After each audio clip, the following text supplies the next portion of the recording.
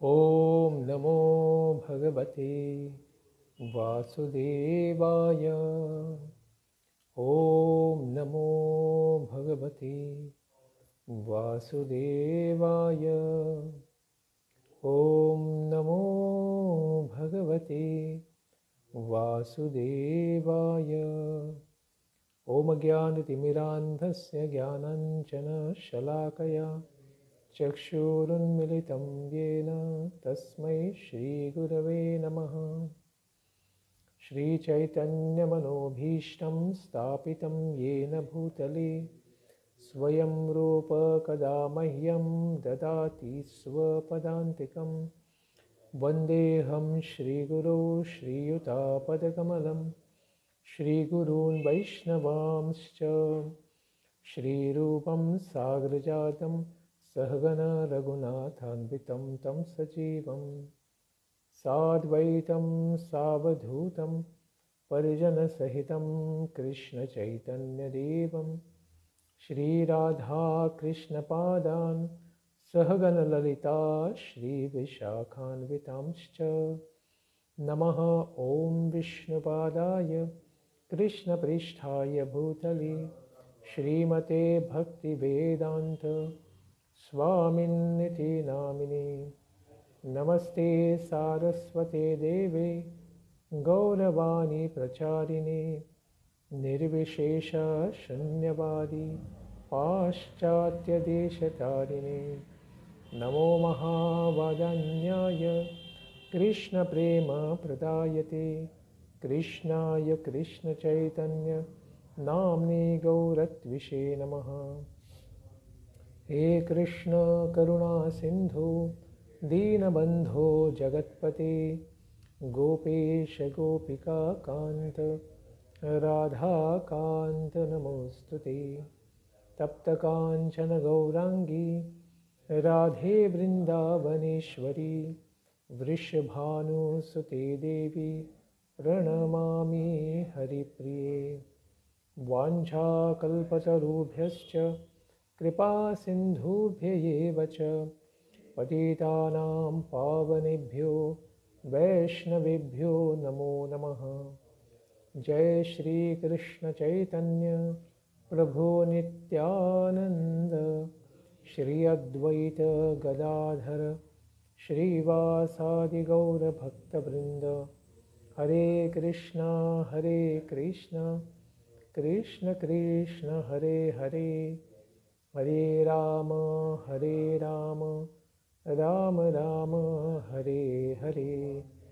नारायणं नमस्कृत्य नरं चैव नरोत्तमं देवीं सरस्वतीं व्यासं ततो जयं मुदीरयेत्। हरे कृष्णा। सब भक्तों का स्वागत है। आज के श्रीमद् भागवतम की कथा में हम श्रवण कर रहे हैं श्रीमद् भागवतम का 10वां स्कंद कृष्ण जन्म की लीला। इसके अंतर्गत अध्याय पहला हमने श्रवण किया कि ब्रह्मा जी सारे देवताओं को और पृथ्वी माता को लेकर जो गाय के रूप में थी, सब लोग भगवान श्वेतद्वीप के पास जाकर उनकी प्रार्थना करते हैं और भगवान ने हृदयस्थ ब्रह्मा जी के हृदय में उस प्रकार से आदेश दिया कि मुझे पहले से ही पृथ्वी और सारे संसार के दुख के बारे में पहले से ही ज्ञान है, तो आप सब लोग यदुकुल में अवतरित हों और मेरी लीला में सहयोग दें। इस प्रकार से भगवान ने उपदेश दिया। इसके पश्चात प्रजापतियों के स्वामी ब्रह्मा जी अपने देवताओं को आदेश देकर और पृथ्वी माता को भी अपने वचनों से आश्वस्त करके शांत करके उसके पश्चात अपने परम धाम ब्रह्मलोक को सत्यलोक को चले गए। इसके पश्चात क्या हुआ इसको हम श्रवण करते हैं। श्लोक संख्या 27 से।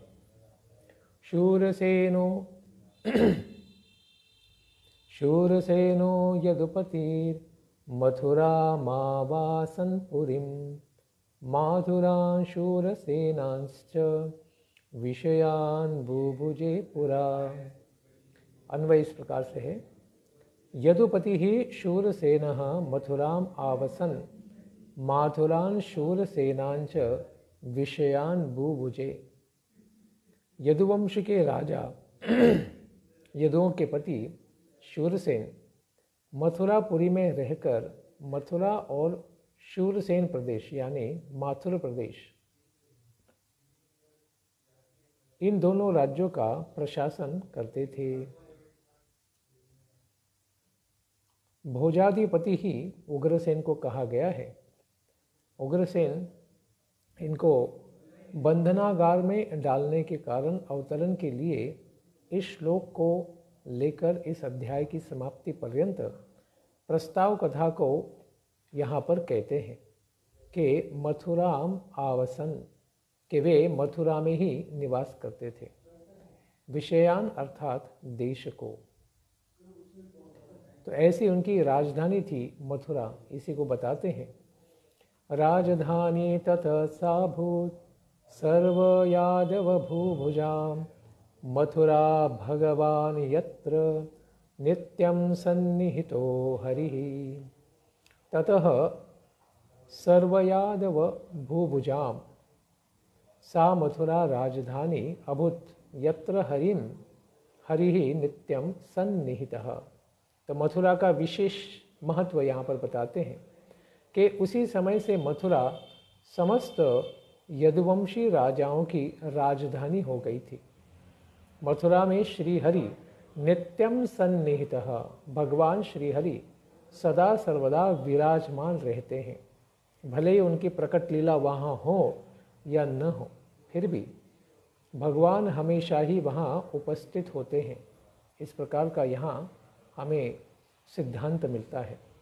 इसलिए मथुरापुरी में कहा गया है कि दिनम एकमात्र, एक दिन भी अगर मथुरा में कोई निवास करता है, निवासेन कृष्ण भक्ति प्राप्त हो सकती है, ऐसा आशीर्वाद पुराणों में दिया गया है। तस्यां तु कर्हिचित् शौरीर वसुदेवः कृतोद्वहः देवक्या सूर्यया सार्धं प्रयाणे रथमारुहत्। तस्यां तु कर्हिचित् शौरिः कृतोद्वाहः वसुदेवः सूर्यया देवक्या सार्धम प्रयाणे रथम आरुहत। एक बार की घटना है कि जब द्वापर युग के अंत में उस मथुरा में एक बार शूरसेन के पुत्र वसुदेव जी का विवाह करके अपनी नवोढ़ा यानी पत्नी देवकी जी को साथ में लेकर प्रस्थान करने के लिए बस अपने रथ पर बैठे ही थे। प्रयाणे रथम आरुहत। तो इस प्रकार से पत्नी के साथ जो नवविवाहित आए वसुदेव जी निकल पड़े थे प्रयाण के लिए। उसी समय उनका रथ कौन चला रहा था? उग्रसेन सुत कंसः स्वसुः प्रिय चिकीर्षया रश्मिन् हयानां जग्राह रोक्मयी रथशतैर्वृतः। उग्रसेन सूतः, उग्रसेन का पुत्र था कंस। स्वसुः अपनी बहन का प्रिय चिकीर्षया अत्यंत प्रिय करने के लिए रोक्मयी ही रथशतैः वृतः हयानाम रश्मिन जग्राह। जिस रथ के ऊपर देवकी और वसुदेव निकले थे उसी रथ को स्वयं के हाथ में घोड़ों का लगाम पकड़कर रथ का संचालन वो कर रहा था। इस प्रकार से अपनी बहन से बड़ा प्रेम रखता था। यद्यपि उसके साथ सैकड़ों स्वर्ण निर्मित रथ चल रहे थे। ऐसा नहीं है कि उसके पास रथ चलाने के लिए लोगों की कमी थी, लेकिन अपनी बहन का प्रिय करने के लिए प्रिय चिकीर्षया वो स्वयं ही इस प्रकार से रथ चला रहा था। चतुशतं पारिबर्हं गजानां हेममालिनां अश्वानामयुतं सार्धं रथानां च 300 दासीनां सुकुमारीणां द्वेषते समलंकृते दुहित्रे देवकः प्रासाद याने दुहित्रिवत्सलः। दुहित्री वत्सल देवकः दुहित्रे याने पारिबर्हम हेममालिनाम गजानाम चतुःशतम। देवकी के पिता देवक महाराज थे। वे देवकी से बहुत ही स्नेह प्रेम करते थे। उन्होंने देवकी के दहेज में क्या क्या दिया? कहते हैं स्वर्ण की माला पहने हुए हेममालिनाम गजानाम चतुःशतम, 400 बड़े बड़े हाथियों को उन्होंने दिया। अश्वानाम सार्धम अयुतम, और 15,000 अश्वों को दिया। रथानाम च त्रिशतशतम, 1800 रथों, और वो भी कैसे थे? उसी के साथ समलंकृते सुकुमारीणाम दासीनाम 200 प्रादात, 200 अत्यंत स्वर्ण के साथ समलंकृत सुकुमारी ऐसी दासियों को भी उन्होंने अपनी लड़की के साथ भेज दिया। इस प्रकार का दहेज देने के लिए सोच ही सकते कि उनके पास कितनी संपत्ति और ऐश्वर्य होगा। आज कोई एक हाथी भी पाल नहीं सकता है, कुत्ते पाल के ही सब लोग सुखी हैं, लेकिन वहाँ इतने सारे हाथी, घोड़े और सेविकाएं भी उन्होंने दहेज में दी थी। इसी समय क्या हुआ? शंखतूर्य मृदंगाश्च नेदुर्दुन्दुभय समम प्रयाण प्रक्रमे तावद् वरवध्वो सुमंगलम। वरवध्वो हो प्रयाण प्रक्रमे तावत, जब तक ये वर वधु का प्रस्थान का समय हुआ, विदाई का समय हुआ, एक ही साथ समम सुमंगलम, अत्यंत सुमंगल, मंगलमय, शंखतूर्य मृदंगा दुन्दुभय च नेदुहु, एक ही साथ शंख, मृदंग, तुरही और दुंदुभियाँ बज उठी। और वैसे तो अनक दुमदुभी जिस प्रकार से वसुदेव जी का भी नाम है कि उनके जन्म में देवताओं ने बड़े बड़े नगाड़े और मृदंग बजाए थे, इसलिए उन्हीं का नाम तो हो गया था अनक दुमदुभी। तो अनक दुमदुभी के विवाह में तो कितना आनंद यहाँ पर दिखाया जाएगा देवताओं के द्वारा, क्योंकि जिनके पुत्र ही स्वयं भगवान करके प्रकट होंगे, वे पिता भी कितने महान होंगे और साथ ही माता भी। इसीलिए आगे कंस ने क्या सेवा की? पथि प्रग्रहिणम कंसम आभाषाः शरीरवाक् अस्यास्त्वामष्टमो गर्भो हन्तायां वहसे बुध। पथि प्रग्रहिणम कंसम आभाष्य अशरीरवाक् आह अबुध याम वहसे अस्याः अष्टमः गर्भः त्वाम हन्ता। फिर रास्ते में पथि रास पकड़कर घोड़ों की लगाम को पकड़कर कंस रथ हाँक रहा था। उस समय कंस को संबोधित करके आभाष्य अशरीरवाक, जिसका शरीर न हो उस प्रकार की वाणी हुई, यानी अंतरिक्ष में आकाशवाणी हुई, और उसने कहा अबुध याम वहसे, अरे मूर्ख कंस, तुम जिसको यहाँ पर वहन कर रहे हो, यानी रथ के द्वारा जिसका वहन हो रहा है, अस्याहा, इसी के अष्टमः गर्भ, 8वें गर्भ के द्वारा त्वाम हंताः, तुम्हारा वध किया जाएगा। इसीलिए रे रे करके संबोधन भी यहाँ पर ले लेना चाहिए।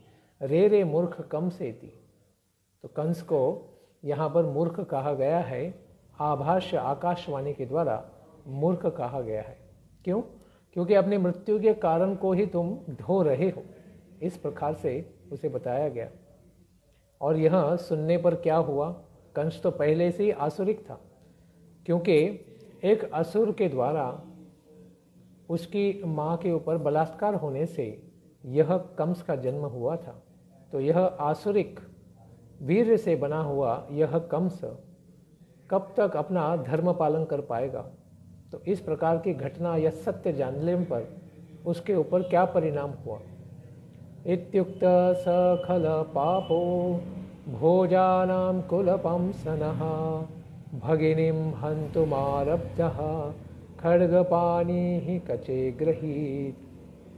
खलः दुष्ट पापः अत्यंत पापी भोजानाम कुल पामसनः।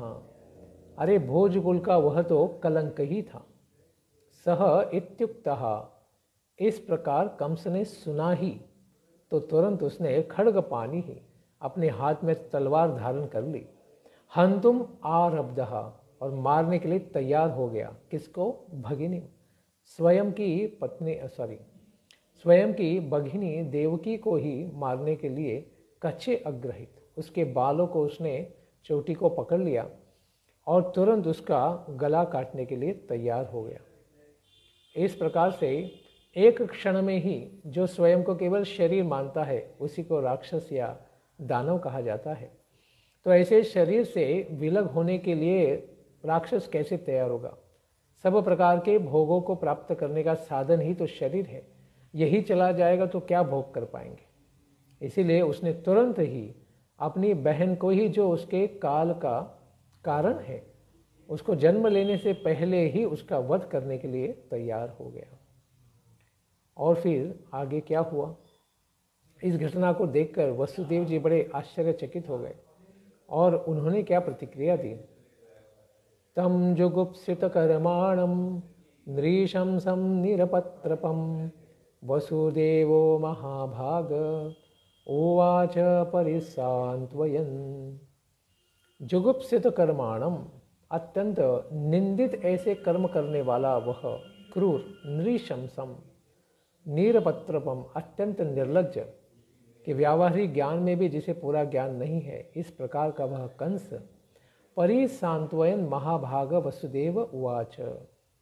ऐसे मूर्ख कंस को सांत्वना देने के लिए, परिपूर्ण रूपेण सांत्वना देने के लिए, क्योंकि उसके बिना वो शांत नहीं होगा, तो फिर देवकी का वध वही सब लोगों के सामने ही कर देगा, जिसका बस अभी विवाह ही हुआ है। तो महाभाग, ऐसे महान भाग्यवान वसुदेव जी कुछ कहने लगे। तो यहाँ नृशंसम यानी क्रूर करके कंस का नाम लिया या विशेषण दिया गया है, और महाभाग करके महाभाग्यवान यह विशेषण वसुदेव जी को दिया गया है।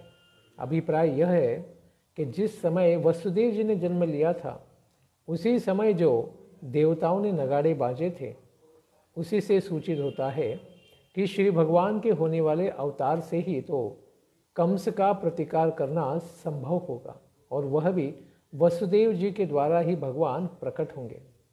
अतएव वे स्तुति के द्वारा उन्होंने कंस को ऐसा बना दिया कि वह देवकी पर कम से कम कृपा तो करे। वो तब तक तो जिए जब तक भगवान प्रकट होंगे। इसीलिए अनेक अनेक प्रकार से उसके ऊपर साम दाम दंड तो दिखा नहीं सकते, और भेद भी दिखाने के लिए ज़्यादा यहाँ अवसर था नहीं, लेकिन फिर भी साम जो है 5 प्रकार का होता है, तो उसको उपयोग में लाएंगे वसुदेव जी। जैसे संबंध ज्ञान देना कि अरे वो व्यक्ति क्या है, इसको तो समझो, और उसके कल्याण से तुम्हारा भी तो कल्याण होगा। दूसरा लाभ, कि इससे तुम्हें क्या लाभ मिलेगा इस प्रकार का कर्म करके। उपकार, अरे उपकार कर ही लोगे तो जगत में तुम्हारी कीर्ति हो जाएगी। अभेद, दूसरे से तुम स्वयं को पृथक क्यों मानते हो, एक ही परिवार के तो हो।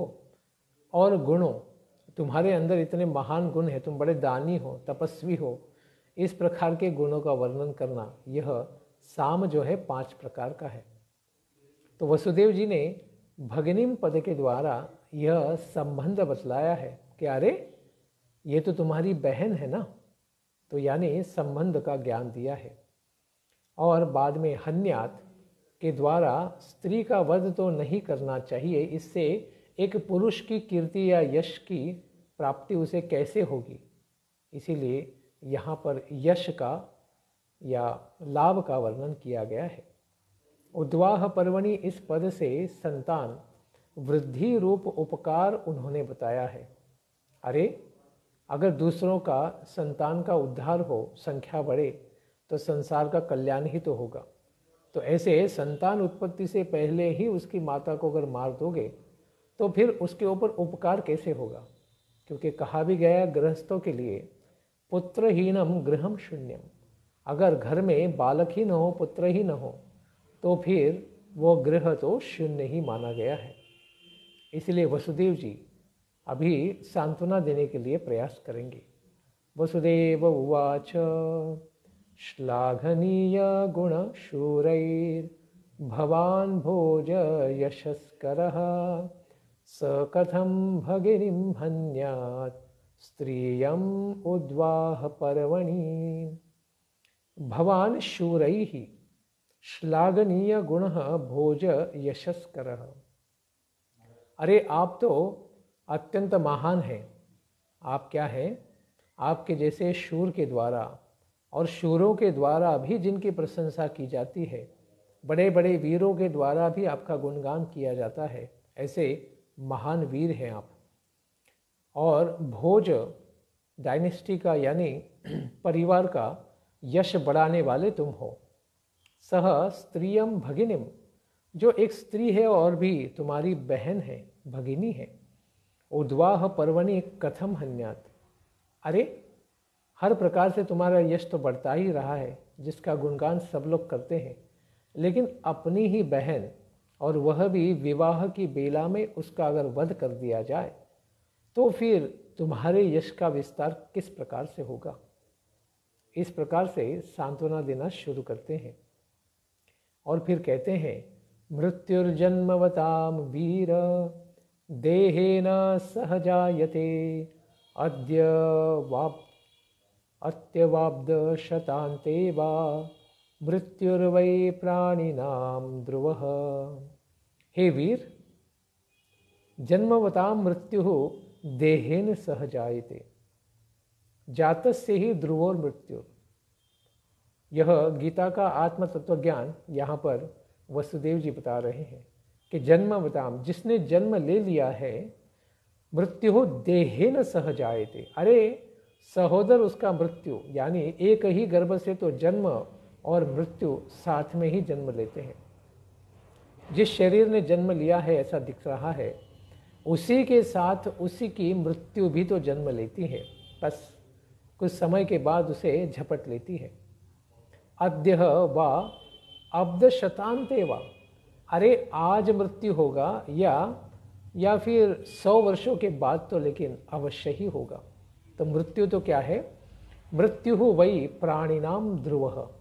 मृत्यु तो प्राणियों के लिए, सारे प्राणियों के लिए निश्चित ही है।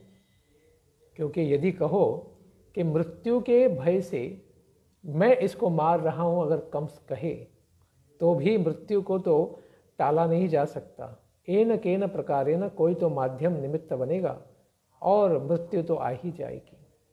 क्योंकि मृत्यु काल के प्रभाव से आती है, व्यक्ति तो केवल उसका निमित्त बन जाता है। मृत्यु होने पर दूसरा भी शरीर मिलेगा। जात ध्रुवम मृत्यु, जिसका मृत्यु होगा उसे पुनः वापस दूसरा शरीर लेकर जन्म तो लेना ही पड़ेगा। इस जन्म में भी इसी तरह भोग प्रेमास्पद की प्राप्ति होगी, यानी भोग प्राप्त होंगे और उनका नाश भी होता। जिस प्रकार से आगमा अपायिनः नित्या, जो संसार में सुख है वो आता हुआ और जाता हुआ दिखेगा, तो यानी कभी आएगा तो कभी जाएगा। तो इसके प्रति तुम इतने स्नेहाबद्ध कैसे हो रहे हो? शरीर तो छोड़ना ही है, तो इसके साथ लगे हुए भोग वो भी सब कुछ त्यागने ही पड़ेंगे। अतएव मृत्यु के भय से पाप करना ठीक नहीं है, क्योंकि मृत्यु तो आने ही वाली है। और मृत्यु को टालने के लिए अगर दूसरे का मृत्यु करा दिया जाए तो वह पाप या अपराध हमें अगले जन्म में वापस आ जाएगा, तो उसका भी कोई लाभ नहीं होगा। इसी अभिप्राय से वसुदेव जी ने मृत्युर्जन्मवताम इस श्लोक से कुछ कहा है।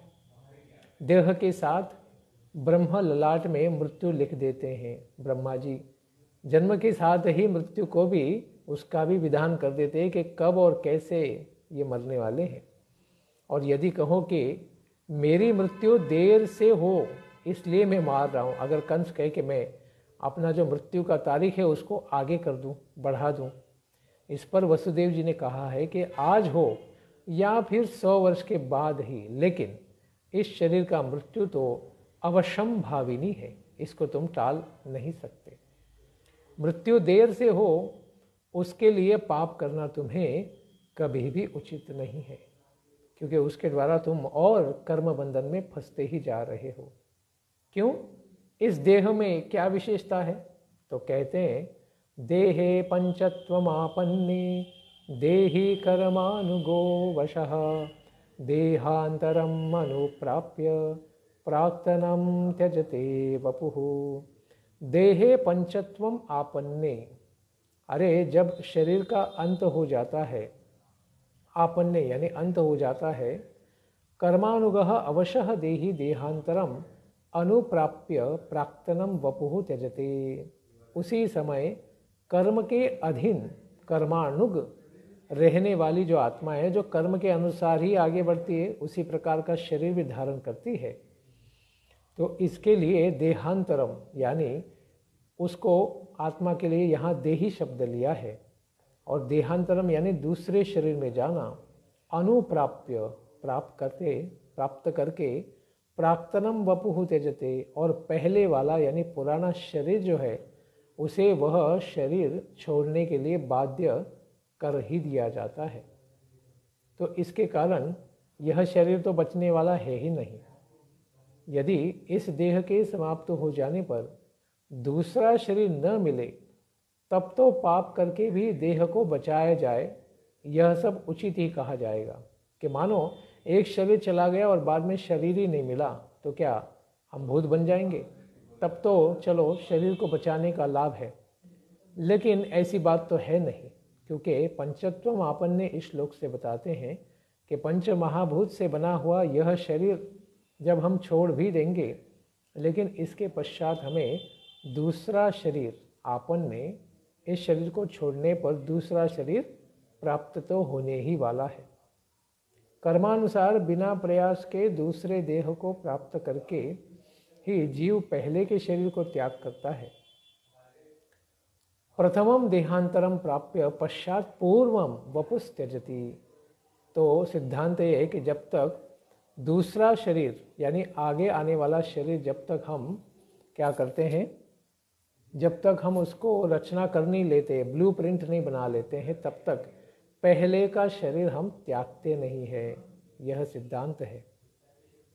तो अगर तुम आगे शरीर लेने वाले हो, उसकी रचना हुए बिना तो तुम इस शरीर को भी त्यागने वाले नहीं हो, तो डर किस बात का है?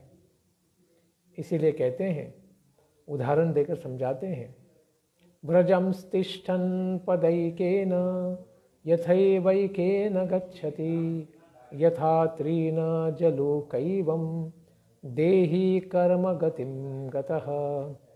व्रजन यथा एकेन पदा तिष्ठन् एव एकेन गच्छति। जैसे चलने वाला मनुष्य जो है, एक पैर को पहले आगे जमा कर लेता है, यानी आगे बढ़ जाता है और ठीक से उसे स्थिर कर लेता है पृथ्वी पर, तभी दूसरे पैर से चलता है। यथा तृण जलौका एवं देहि कर्म गतिम गतः। जिस प्रकार से जोंक यानी खून पीने वाला जो कीड़ा है किसी दूसरे तृण को पकड़ लेती है, तभी वह पहले के तृण को छोड़ देती है। जब तक उसे आगे गति प्राप्त नहीं होती है, तब तक पीछे का तृण भी वो छोड़ती नहीं है। इसी तरह यह जीव अपने कर्म के अनुसार किसी दूसरे शरीर को प्राप्त करके पहले का शरीर उसे बाद में त्यागता है। तो जब तक दूसरा शरीर प्राप्त नहीं हो जाता है, तब तक पहले का पूर्व शरीर वो पूरी तरह नहीं त्यागता है। यानी मन में जब तक उसकी तैयारी न हो जाए दूसरे शरीर की, तब तक वो पहले का शरीर नहीं त्यागता है। व्रजन इस श्लोक के द्वारा यही कथन या दृष्टांत उदाहरण देके समझाते हैं। जिस पैर को आगे पृथ्वी पर रखा गया हो, उसे पृथ्वी पर जमा कर ही शरीरधारी व्यक्ति दूसरे पैर को पहले के स्थान से उठाकर आगे बढ़ा सकता है। यहाँ पर स्वीकार और परित्याग ये दोनों परस्पर में अत्यंत भिन्न विषय नहीं है, क्योंकि जब तक स्वीकार नहीं होता है तब तक त्याग नहीं होता है।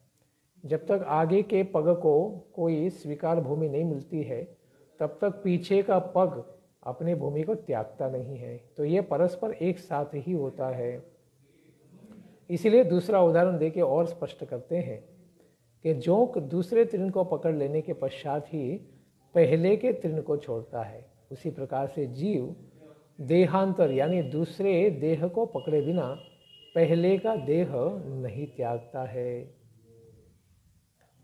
यहाँ पर व्यक्ति किस किस प्रकार से देह धारण करे, वो देह भी तो उसे स्वप्नगत योनि की तरह ही होता है।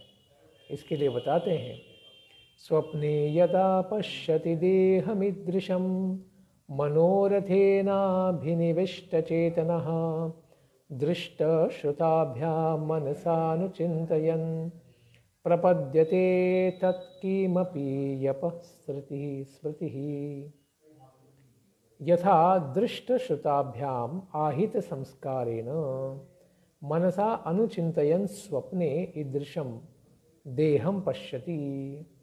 जैसे कि जागृत अवस्था जो है उसमें अगर राजा के ऐश्वर्य को देखकर और इंद्र आदि इनके ऐश्वर्य को सुनकर मनुष्य जैसे उस राजा अथवा इंद्र का ही मन से चिंतन करता है, अपगत स्मृति ही प्रपद्यते।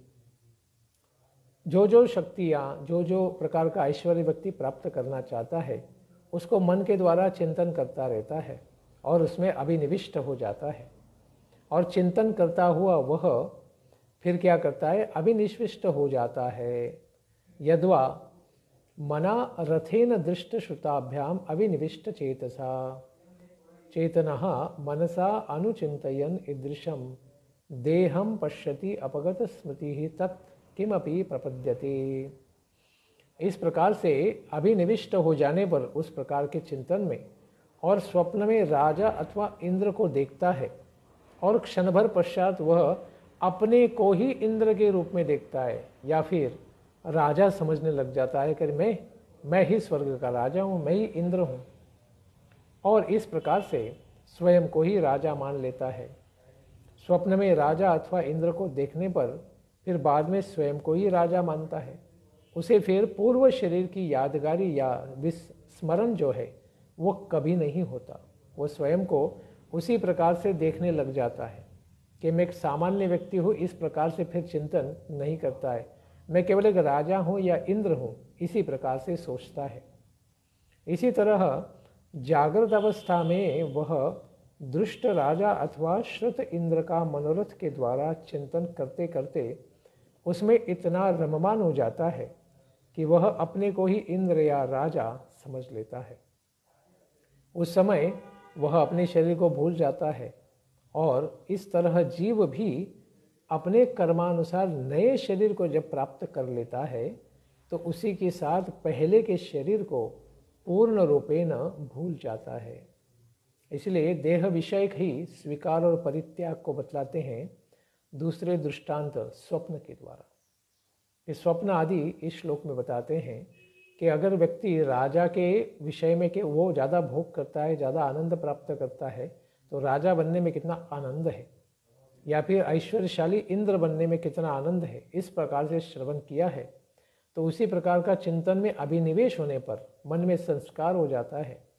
और बाद में जागृत अवस्था के बाद जब व्यक्ति सो जाता है तो स्वप्न में जो अनिर्वचनीय शरीर है, जिसका वो प्रत्यक्ष दर्शन नहीं कर पाता है जीवित रूप में, लेकिन स्वप्न में उसी प्रकार से दर्शन करता है और क्षण भर के लिए ही सही, लेकिन राजा बन गया है, इंद्र बन गया है, इस प्रकार का भाव प्राप्त कर लेता है।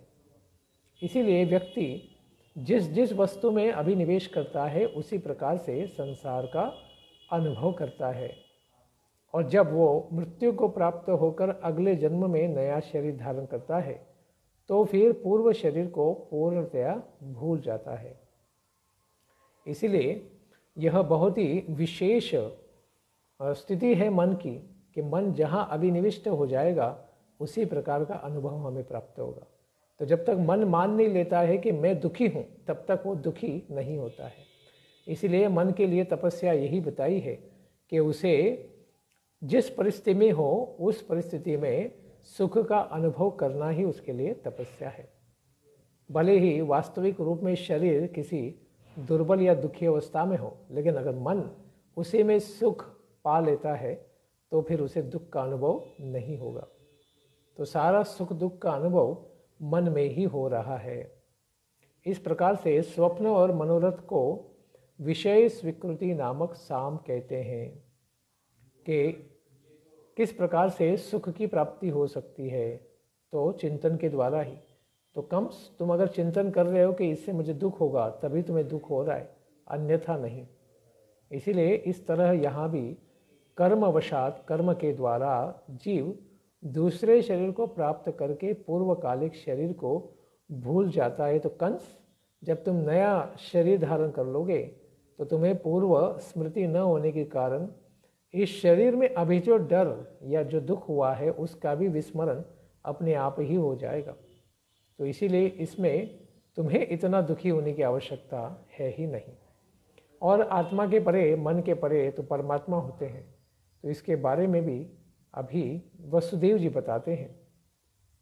यतो यतो धावति दैव चोदितं मनोविकारात्मकमाप पंचसु गुणेषु माया रचितेषु देह्यसौ प्रपद्यमानः सहतेन जायते। दैवं चोदितं विकारात्मकं मनः यतो यतो धावति। विकारों का पंचभूत से बना ये मन मृत्यु के समय क्या करता है? माया रचितेषु पंचसु गुणेषु यम आप प्रपद्यमानः तेन सह जायते।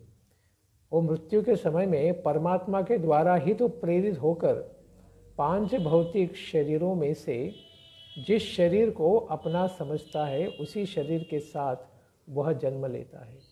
यम यम वापि स्मरण भावम त्यजति अन्ते कलेवरम तम तमे वैते कौन्तेय सदा तद्भाव भावित। जिस प्रकार की चेतना में व्यक्ति मृत्यु को प्राप्त करता है, उसी प्रकार के भाव के योनि को यानी देह को वो प्राप्त करता है। तो प्रश्न यह है कि शरीरों की प्राप्ति के कारण पूर्ववत कर्म है, पूर्ववत कर्मों के कारण ही तो नया देह उसकी रचना होगी। किंतु देह विशेष की प्राप्ति का कारण क्या है कि खास देह मिलेगा, विशेष प्रकार का देह मिलेगा, उसका कारण क्या है? इसीलिए वसुदेव जी यहाँ पर यतो यतः इस श्लोक से बताते हैं कि देहांतर के समय जब देह बदल दिया जाता है, माया से रचित पांच भौतिक शरीरों में परमात्मा होते हैं। उन्हीं से प्रेरित होकर मन देव तिर्यक, एक तो देवताओं की योनि या तिर्यक, अलग अलग प्रकार के जीव, वैसे तो 84 लाख योनियां हैं, जिन शरीरों के प्रति दौड़ता है, जिनके प्रति विचार करता रहता है और दौड़ता हुआ सद्य आज जिस प्रकार का शरीर उसे प्राप्त है उसमें अभिनिविष्ट हो जाता है मन के द्वारा। उसी शरीर के साथ ही वह विशेष रूप से जन्म लेगा।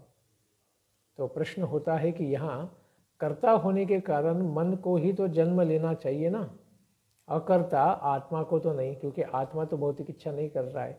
ये तो मन ही है जिसके अंदर संसार क्या हो रहा है, प्रतिबिंबित हो रहा है। तो उसी के कारण इच्छा द्वेष कर रहा है। तो अगर मन ही इच्छा कर रहा है तो मन ही जन्म ले, आत्मा क्यों जन्म ले, यानी आत्मा क्यों दूसरे शरीर में जाए? तो इसके उत्तर में कहते हैं कि जिस शरीर को मैं हूँ यह मानता है, उसी शरीर के साथ आत्मा जन्म लेता है, क्योंकि आत्मा उस मन में या देह में स्थिर है।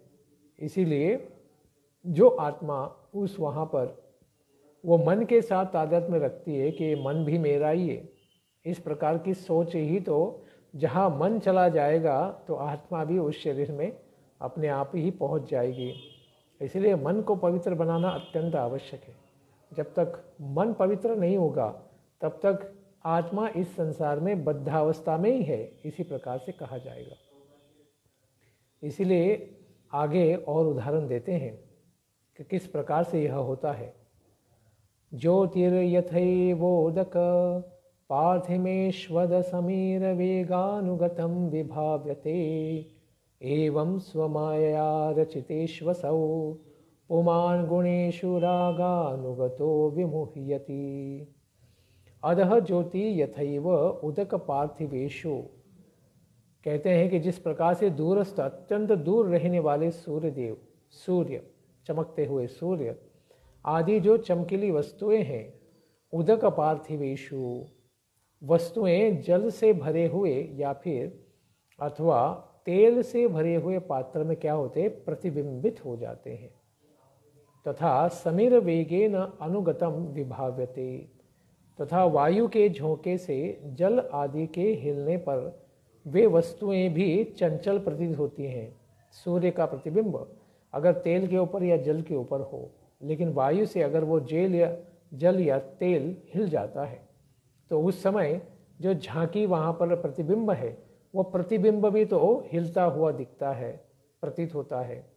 एवं इसी प्रकार से स्वमायया रचितेषु गुणेषु असौ पुमान् रागानुगतः विमुह्यति। उसी तरह जीव अपने स्वरूप का ज्ञान नहीं होने से, जो सूरज तो पानी से बाहर है, उसी प्रकार से आत्मा का इस भौतिक शरीर से कोई भी संबंध नहीं है, या फिर पूरे भौतिक संसार से भी कोई संबंध नहीं है। लेकिन शरीर विशेष में राग यानी आसक्ति करने से कि मैं ही शरीर हूँ, इस प्रकार की भावना कर लेने से अपने आप को वही क्या भौतिक शरीर समझने लग जाता है कि ये जल ही या तेल ही मैं हूँ। अगर ऐसा सूर्य मान ले तो फिर उसे बद्ध हो गया है, इस प्रकार से कहा जाएगा। और अज्ञानवशात, अज्ञान के वश में आने से उसके आने जाने को अपना आना जाना मानना पड़ेगा, या माना जाएगा, या मानने वो लग जाएगा। तो जब जल नहीं होगा या उस पात्र को उल्टा कर दिया जाए तो फिर क्या होगा, फिर दूसरे पात्र में वो चमकने लग जाएगा।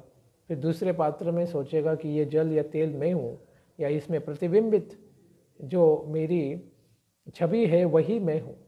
तो फिर दूसरे शरीर में वो क्या करेगा, तादात्म्य करेगा कि इस प्रकार का शरीर में बन गया हूँ। इस प्रकार से आत्मा मुक्त होने पर भी क्या है, बद्ध हो गई है, इस प्रकार की भावना में आ जाती है। इसीलिए ठीक है, देह कहीं भी हो सकता है, फिर भी इस जीव का अत्यंत प्रिय जो राजा आदि के शरीर का उसने विचार किया है, रक्षा करने के लिए मनुष्य अकृत्य पाप आदि कर्म को करता ही है। कि शरीर को बचाना है तो मॉस्किटो को मार दो, मच्छर को मार दो, कीड़ों को मार दो, कोई सामने से प्राणी आ रहा है जो हमें मार सकता है उसको मार दो, इस प्रकार का कर्म तो करता ही है। तो यदि ऐसा कहें तो इस पर कहा गया है कि ज्योतिर्यथा, ये उदाहरण देते हैं कि दूर में चंद्रमा या सूर्य आदि प्रकाशमय वस्तुएं पार्थिव घट आदि में क्या प्रतिबिंबित हो जाती हैं, जल या तेल में। तो इस प्रकार से यह उसको स्वयं प्रतिबिंबित छवि को ही स्वयं को मान लेना ही क्या है, मोह में पड़ना है। ये आत्मविभ्रम है। आत्मा अगर स्वयं को इस प्रकार का प्रतिबिंब मान ले तो वही तो मोह कहा जाएगा। इसीलिए सहते न जायते, इसके द्वारा कहा गया है कि देह के अभ्यास के ही कारण आत्मा का जन्म कहलाता है। आत्मा का तो कभी जन्म नहीं होता, आत्मा भी तो अजन्मा ही है, लेकिन उसका जन्म हो गया इसलिए कहते हैं क्योंकि उस प्रकार की छवि को या प्रतिबिंब को ही अपनी आसक्ति के कारण मन के द्वारा वो मान लेता है। अतः उन दोनों का परस्पर में एक दूसरे का अध्यास, उस प्रकार का अनुभूति कर लेना, इसी से जैसे देह के धर्म, जैसे भौतिकता, जड़त्व कि मैं भौतिक स्थूल शरीर हूँ, एवं इस प्रकार से प्रतीत होते रहते हैं। इसी तरह आत्मा के प्रेमास्पदत्व यानी उसके द्वारा त्वादात्म्य आदि आत्मा के धर्म के शरीर में प्रतीत होते हैं। आत्मा तो आध्यात्मिक है, लेकिन मन के द्वारा प्रतिबिंबित इस संसार में स्वयं को मान लेने से ही वह बद्ध जैसा हो जाता है। फिर इसके द्वारा प्रतिबिंबित शरीर कभी राजा का तो कभी सूकर का, सुअर का अगर मिल जाए तो इसमें कोई विशेषता नहीं होने के कारण मृत्यु का प्रतिकार करना व्यर्थ है। तो अलग अलग शरीरों में तादाद में करते रहेंगे तो उसी प्रकार के शरीर को मैं हूँ करके मानना पड़ेगा, अहम ममेति की भावना आ जाएगी। तो इससे अगर बचना है तो उस प्रकार का दर्शन उसे नहीं करना चाहिए, यानी मनोभ्रमित भावनाओं का त्याग करना होगा। इसीलिए कल्याण करने वाले व्यक्ति या स्वयं का ही कल्याण करने की अपेक्षा करने वाला व्यक्ति को किस प्रकार से सोचना चाहिए। तस्मान्य कस्यचिद्रोहम आचरेत् स तथा विदः आत्मानः क्षेममन्विच्छन् द्रोग्ध्रुर्वै परतो भयम्। तस्मात् अतएव इसलिए आत्मनः क्षेमम अन्विच्छन्, अपने आप का ही आत्मा का स्वयं का कल्याण चाहने वाले को चाहिए कस्यचित् द्रोहम न आचरेत, किसी भी प्रकार का द्रोह को वो आचरण न करे। तथा विदः सह द्रोग्धुः परतः वै भयम, क्योंकि द्रोह करने वाले को इस लोक में मृत्यु का भय तो अवश्य ही सताता रहेगा और मृत्यु के पश्चात यमराज से भी उसे भय अवश्य उत्पन्न होगा, क्योंकि कर्मों के अधिष्ठात्री देवता तो वे यमराज जी ही हैं।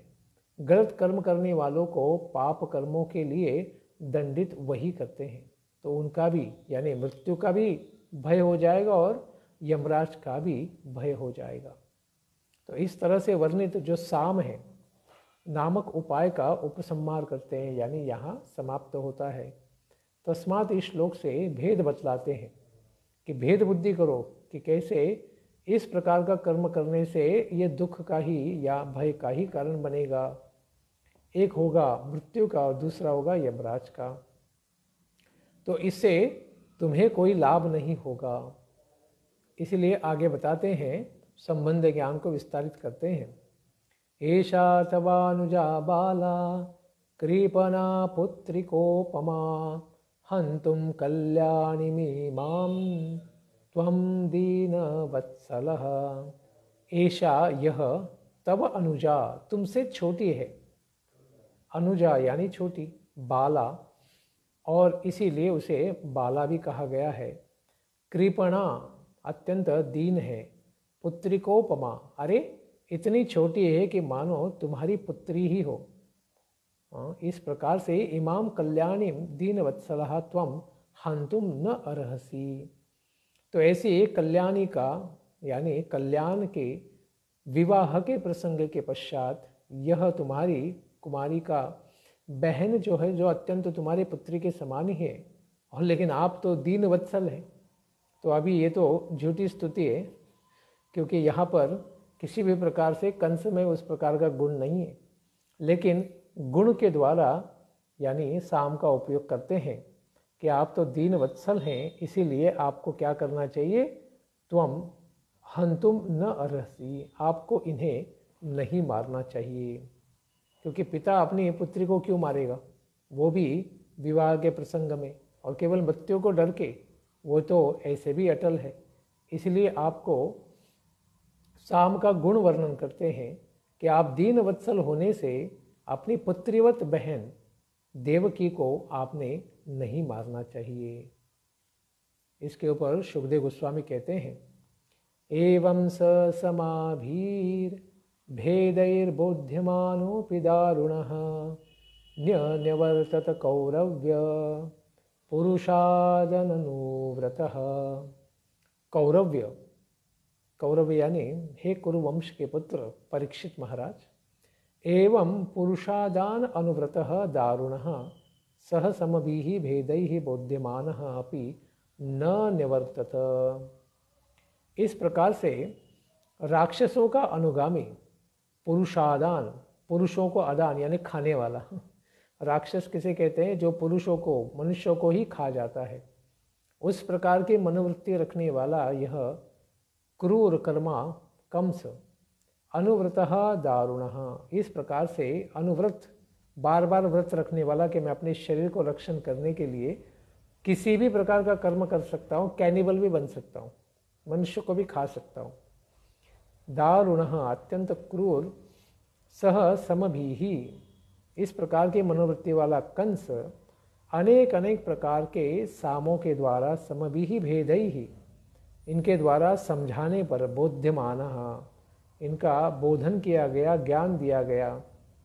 किनके द्वारा? देवकी के पति वसुदेव जी के द्वारा। अपि न निवर्तत, इतना सब कुछ समझाने पर भी जब अपने संकल्प से वो अड़िग ही रहा, यानी अपने संकल्प को उसने नहीं बदला, तो इसके पश्चात फिर देवकी और वसुदेव क्या करते हैं, इसका हम श्रवण करेंगे आने वाली इतवार की कथा में, ठीक 11 बजे। धन्यवाद। हरे कृष्ण। ग्रंथराज श्रीमद्भागवतम की जय। निताई गौर प्रेमानंदे। हरि हरि बोल।